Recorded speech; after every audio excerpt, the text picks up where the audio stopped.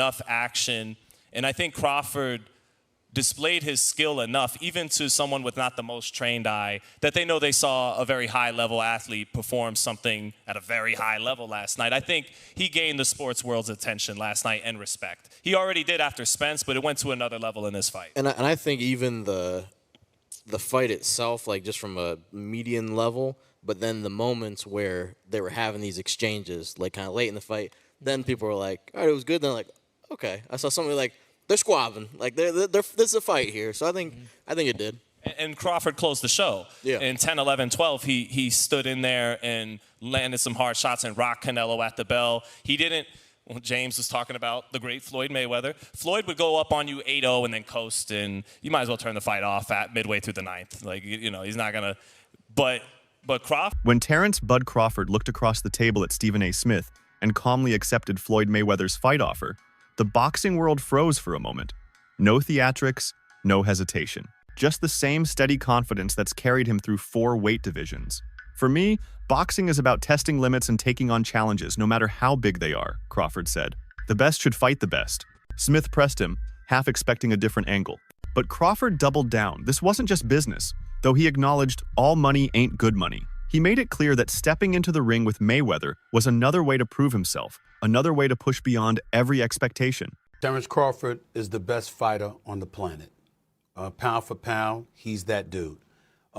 In this 4-belt era, he is now the undisputed world champion 3 times over. 140 pounds, 147, now 168 pounds, claiming all the belts. You don't see people doing that very often.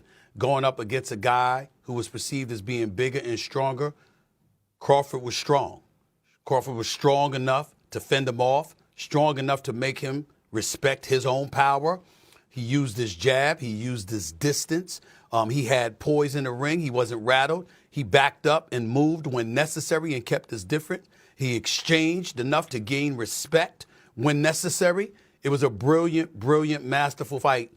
You know, either younger than us or, you know, passed and retired.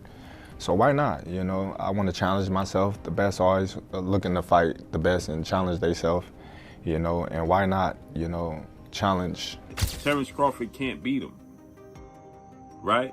This is a money grab for Terence Crawford. It's just a situation where Terence Crawford is trying to fill up his bank account opposed to actually his legacy. But if you study Floyd closely, like I have, you will notice that he never wastes any steps while he's in the ring. That mindset earned praise from Smith, who called Crawford's achievements rare in modern boxing.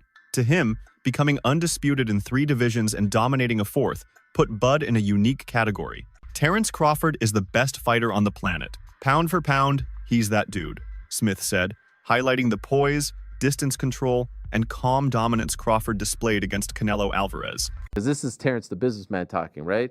They got to pay the cheddar to make it better, right? For sure, for sure. All money ain't good money, so you got to know that. Okay, fair enough. I hate to use the word easy, but at times it did feel like you were, you know, having a really easy time out there. Were you expecting it to play out that way? Listen, it's never easy. As Canelo Alvarez has been a great fighter his whole career, people like Erislandy Lara gave you the blueprint on how to beat him. People like Floyd Mayweather also gave you the blueprint on how to beat him. But Bud is more fierce, more fearsome, and more angrier and more meaner than both of those guys. So you know if they showed you the blueprint, Bud gonna go out there, take that blueprint and do even more with it, which is what Bud did. So it was never a question in my mind whether Bud really was going to outbox me. It's just if he could take the punch. And right away he showed, bam, he could take the punch. So I knew from that point, if he just slow him down, which he did, he'd be okay. Then late in the fight, what other people still didn't see, late in the fight, Bud started hitting Canelo's body. One of those body shots, I think about the 7th or 8th round, hurt Canelo. I was like, whoa. Bud hit him in the right spot then, and he got Canelo's respect with that too. So Bud fought a very, very awesome fight, fought a beautiful fight, very tactical. Very controlled. Yes, it was a beautiful fight for boxing. It was a beautiful fight. You know, Bud got hit with some shots. He did. He did. He got hit with some single shots going out. You know, he's going out, and you know Canelo, if he has you trapped in the corner or along the ropes, it's typically 1 to 2 big shots. You know that if you've watched him. Yep. So you could tell Crawford as he was going out, he knew the one shot was coming, and several times it landed. He even got hit with a two-piece. I don't remember what round it was, uppercut right hand that Crawford took well. So when you started seeing him absorb the shots, if you're Team Crawford, you don't want him to take that shot. But if you started seeing that, now you know that, okay. And I think that's what gave Crawford the green light to stay there a little bit longer. He smiled about it. He smiled about it. Yeah. And sometimes that smile can be a lie. And sometimes that smile can mean what I think it meant for Crawford, which is, oh, that's not as bad as I thought it was. Roy Jones Jr. took the analysis further. He noted how Crawford blended lessons from Mayweather and Erislandy Lara fighters who had previously troubled Canelo but adapted those blueprints into something fiercer. Bud is more fearsome, meaner than both of those guys, Roy explained. He went out there, took the blueprint, and did even more with it. What impressed Jones most was Crawford's ability to absorb Canelo's power and then return fire, particularly the body shots in the later rounds that visibly slowed the Mexican star. Crawford. It's just a situation where Terence Crawford is trying to fill up his bank account opposed to actually his legacy. This is what was being said, right? This is what people perceived. Terence Crawford was just attempting to. They're still greater than Terence Crawford. We need to really talk about this now. A lot of you guys are putting Crawford a bit too high. If you want to say Crawford could beat Floyd, I'm more open to that conversation. But when you're lining up the careers, I'm going to say Floyd every time. While they're both 5 division, Bud has become 3-time undisputed, but he's only fought 10 world champions to Floyd's 25 world champions. You can't take away the 5 division, 3-time undisputed. In terms of accolades, yeah, he probably gets the nod over Floyd. I say the accolades are about relative, considering Floyd Mayweather won Fighter of the Decade as well. But when you get to the resumes, Pacquiao, Oscar, Canelo, Cotto, Mosley, Castillo, Marquez, Zab, Gotti, Hatton, and Corley. There's probably way more people that this guy just didn't name. And then when you get to Bud's resume, not saying it's just bad, but the only names that's really worth mentioning is going to be Spence and Canelo. It's not a knock on Bud. Bud was not able to make those fights early on in his career. But I got to tell you guys what it is. Bud's resume just doesn't line up with Floyd's. Take their top 20 wins. Bud don't even got 20 wins to really sit here and name. Floyd got a good 20-something plus. Bud probably got about 10 wins that we could really sit here and name. Floyd's still greater than Bud, in my opinion. The victory over Canelo sparked debates that refused to cool down. On one side, fans argue Crawford's wins over Spence and Canelo, both in their primes, outweigh the timing that critics often question in Mayweather's resume, like fighting Canelo at 23 or Pacquiao when injured. On the other hand, Floyd's defenders point to his unmatched record, 50-0 with victories over 25 world champions. When you line up the careers, I'm going to say Floyd every time, one analyst insisted, citing names like Pacquiao, Oscar, Cotto, and Mosley. They're really confident, they really believe in themselves, but you need more than that mindset. You need to have the full package of everything that I'm talking about, what Floyd has got. Fighters should only want to get better. The more you win, the more you should work hard. If you think about losing, you're going to lose. All I ever thought about was winning. So that's all I know. Floyd would visualize his success before he even stepped into the ring. There was no alternative to him but winning. And this mindset isn't just for boxing, it's for all walks of life. And I've actually done a full video talking about how I used this mindset of visualization to win my Olympic medal. And it was an absolute game changer. Now, Floyd used to use this mindset to ease the pressure that he put himself under. And he made himself think like, I'm not under any pressure right now, where he was under immense pressure. Pressure either makes you or break you. Well, you see where I'm at, so it's obvious that I'm the type of athlete or I'm the type of entertainer that can deal with pressure. There's never no pressure. Now, if you watch his fight in 2013 when he fought Canelo Alvarez, Canelo came in a young, strong, undefeated fighter, but by round 2, Floyd kind of had him figured out. He was reading Canelo's jab. He would slip outside and then come back with a clean counter punch, then move his feet and get out of the way. He basically had the full fight under control, and he was controlling the full rhythm of the fight. He was forcing Canelo to fight at his pace.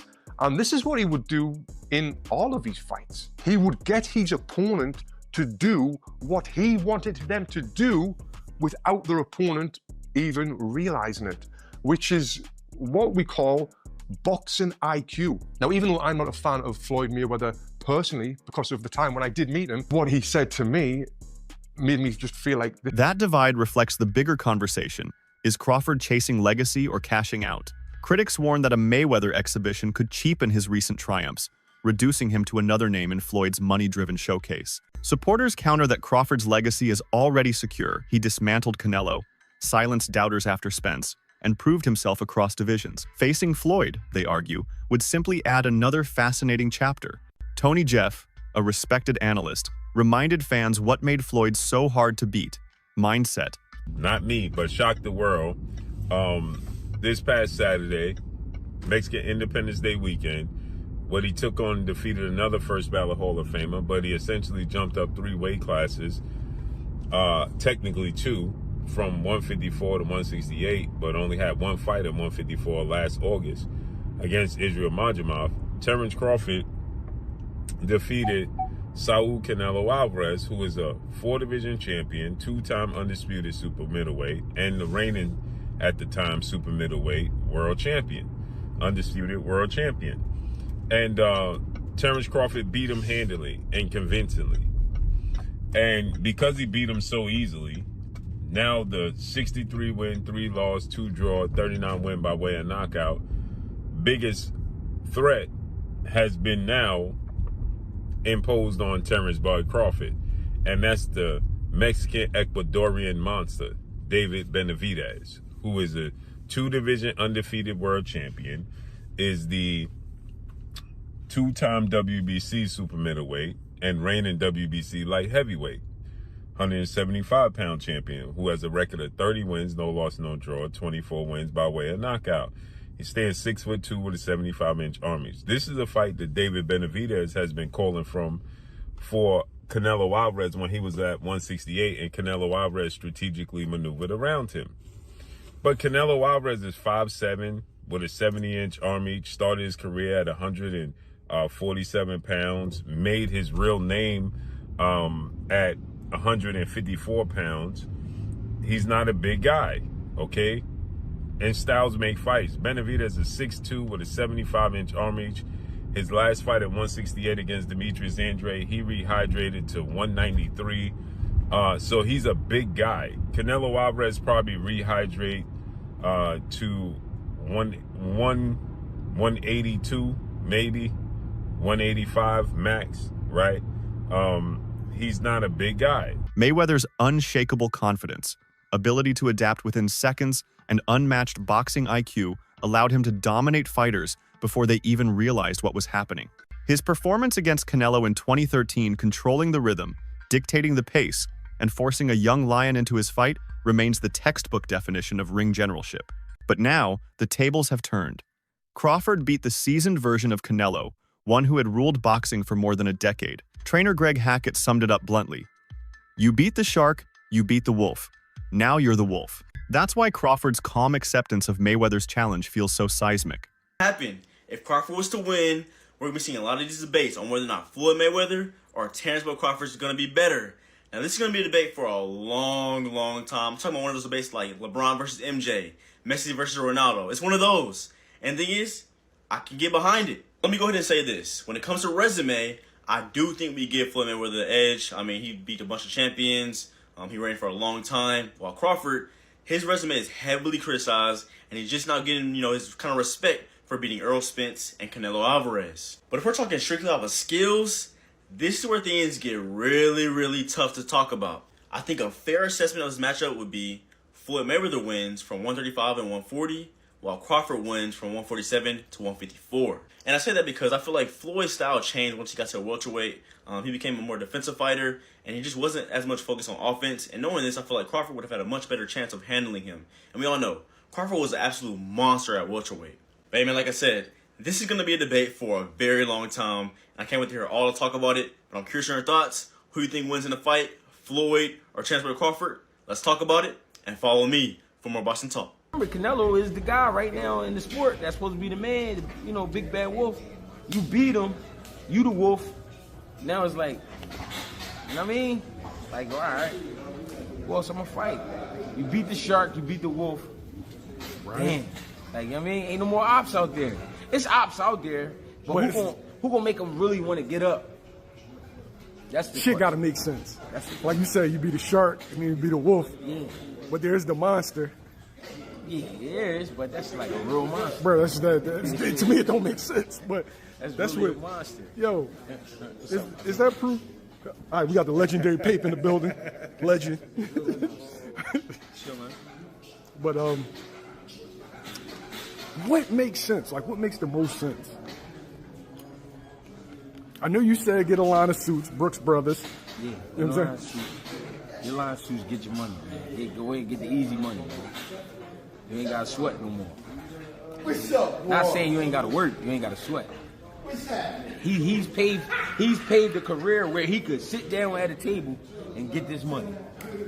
He could come out with a Terence Crawford series now, just doing whatever he like to do. People gonna watch it. Nobody. The fighting part, people don't understand what it's like to be a fighter. A lot of times fighters really don't be interested in certain fights.